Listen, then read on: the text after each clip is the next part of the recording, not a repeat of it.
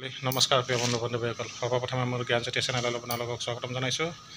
আজি আকৌ এটা ভিডিঅ' সৈতে মই আপোনালোকৰ ওচৰলৈ আহিছোঁ। তো আজি মই কিছুমান লতাজাতীয় ঔষধ বা কিছুমান ঘৰুৱা ঔষধৰ বিষয়ে মই আপোনালোকক ক'ম, যাক আপোনালোকে ব্যঞ্জন হিচাপে ব্যৱহাৰ কৰিব পাৰে। তো এনেকুৱা কিছুমান ঔষধি গছ বা ব্যঞ্জনীয় যিবোৰ খাদ্য হিচাপে ব্যৱহাৰ কৰিব পাৰে বা ব্যঞ্জন হিচাপে ব্যৱহাৰ কৰিব পাৰে, ব্যঞ্জনৰ কাৰণে খুবেই ভাল, বহুত সোৱাদযুক্ত হয়। তো আজি সেনেকুৱা কিছুমান গছৰ বিষয়ে মই আপোনালোকক চিনাকি কৰি দি আছোঁ। আহক মই ভিডিঅ'টো আৰম্ভ কৰি আছোঁ, আৰু ভিডিঅ'টোত কি মই গছ দেখুৱাওঁ আপোনালোকক কৈ গৈ আছোঁ একাদিক্ৰমে। এয়া মই গৈ আছোঁ,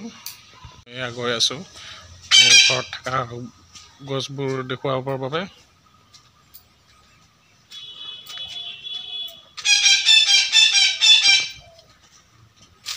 তালৈ মই গৈ আহিছোঁ বাৰীলৈ।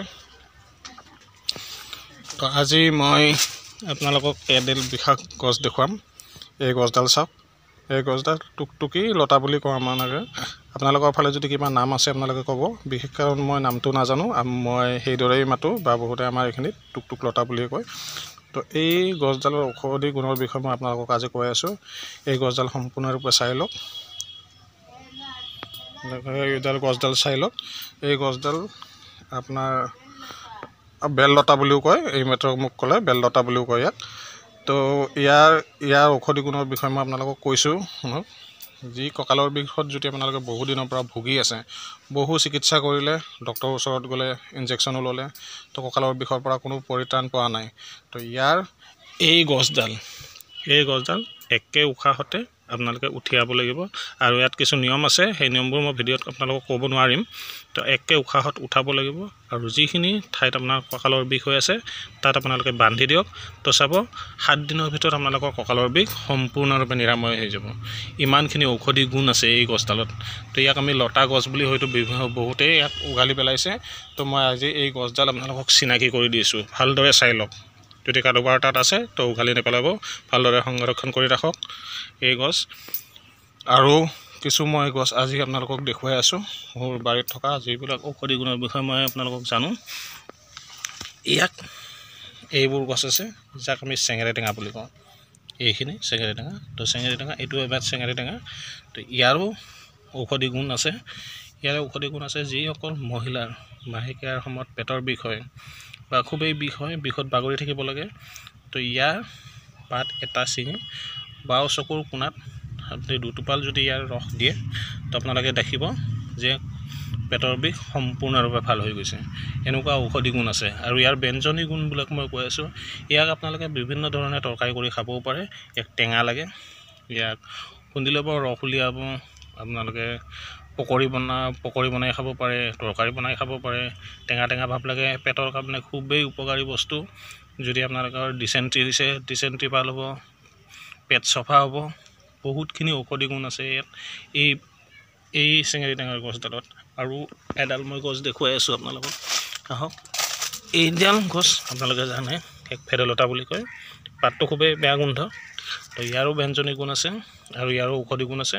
এইও পেটৰ কাৰণে খুব ভাল, আৰু মানুহৰ মুখৰ ৰুচি অনাৰ কাৰণে খুবেই ভাল। ইয়াকো আপোনালোকে থেতেলাই ল'ব লাগিব। থেতেলাই লৈ আপোনালোকে আলু হওক, শিঙি মাছ হওক, যিকোনো মাছৰ লগত আপোনালোকে তৰকাৰী বনাই খাব। ইয়াত কিছু মছলা দিব, জিৰা, জালুক, আদা, নহৰু এই হিচাপত দি দিব। তো তৰকাৰীখন খাই চাব, তো আপোনাক কিমান জুতি লগা হয়। এই ভেদাইলতা গছ বিভিন্ন ঠাইত পাব আপোনালোকে, পাহাৰে পাব, গাঁৱতো আহিলে পাব এইবোৰ গছ। তো এইবোৰ গছ আমি সাধাৰণতে উঘালি পেলাই দিওঁ বা অদৰকাৰী বুলি ভাবি আহিছোঁ। তো এইবোৰ গছ আপোনালোকে সংৰক্ষণ কৰি ৰাখক, যাতে আমাৰ উঠি অহা প্ৰজন্মই এইবোৰ ঔষধি গুণৰ বিষয়ে জানে। সেই উদ্দেশ্যেহে মই আজি ভিডিঅ'টো বনাইছোঁ।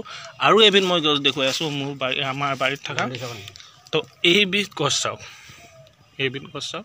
ইয়াক মধু টেঙা বুলি কয়, মধু টেঙাও বুলি কয়। ইয়াকো আপোনালোকে বিভিন্ন ব্যঞ্জন হিচাপত বনাই খাব পাৰে, যে আপোনালোকে তৰকাৰী কৰি খাব পাৰে, বিভিন্ন ব্যঞ্জন হিচাপত খাব পাৰে। পেটৰ কাৰণে খুব ভাল, লিভাৰ চফা হয়, খুবেই ভাল। ইয়াক যদি প্ৰায় নিয়মিতভাৱে আপোনালোকে ব্যৱহাৰ কৰে, তো জণ্ডিছৰ পৰা পৰিত্ৰাণ পৰি থাকিব পাৰে। ইমানেই ঔষধি গুণ আছে এইবোৰ গছত। তো ইয়াত কিডনী ষ্টনৰ দৰে বেমাৰো ভাল হয়। এতিয়ালৈ প্ৰমাণ হোৱা নাই। তো কিডনী ষ্টোন যদি হয় তো কিডনী ষ্টোনতো কাম কৰে। তো এনেকুৱা গছেৰে ভৰপূৰ হৈ আছে আমাৰ অসমখন। তো এই অসমখনত তো আমি জন্ম লৈছোঁ, তো আমি খুবেই ভাগ্যৱান বুলি ভাবক যে এনেকুৱা বিভিন্ন ঔষধি গছেৰে আমাৰ অসমখন ভৰি আছে। তো এই গছডাল যদি পায় আপোনালোকে ৰাখি থওক, এক ব্যঞ্জন হিচাপে ব্যৱহাৰ কৰক, খুবেই ভাল ব্যঞ্জন সৃষ্টি হয় আৰু ঔষধি হিচাপতেও ইয়াক ব্যৱহাৰ কৰিব পাৰি। তো এনেকুৱা গছ আপোনালোকৰ তাতে যদি আছে তো আশা কৰোঁ আপোনালোকে ভালদৰে ৰাখিব। আৰু এনেকুৱা ধৰণৰ কিছুমান মানে আমাৰ লতাজাতীয় উদ্ভিদ বা ঘৰুৱা গছ হিচাপত যিবিলাক ঔষধি গুণ আছে, তো সেইবোৰৰ বিষয়ে মই ভিডিঅ'টো দিয়াৰ বাবে যাতে আপোনালোকে চেনেলটো ছাবস্ক্ৰাইব কৰি লয়, লাইক শ্বেয়াৰ কমেণ্ট কৰে, লগত ন'টিফিকেশ্যন বেলটো দবাই দিব। আৰু মই ভিডিঅ'টো বেছি দীঘলীয়া নকৰি আপোনালোকৰ পৰা বিদায় লৈছোঁ। ওম নমঃ শিৱায়, জয় মা কালী।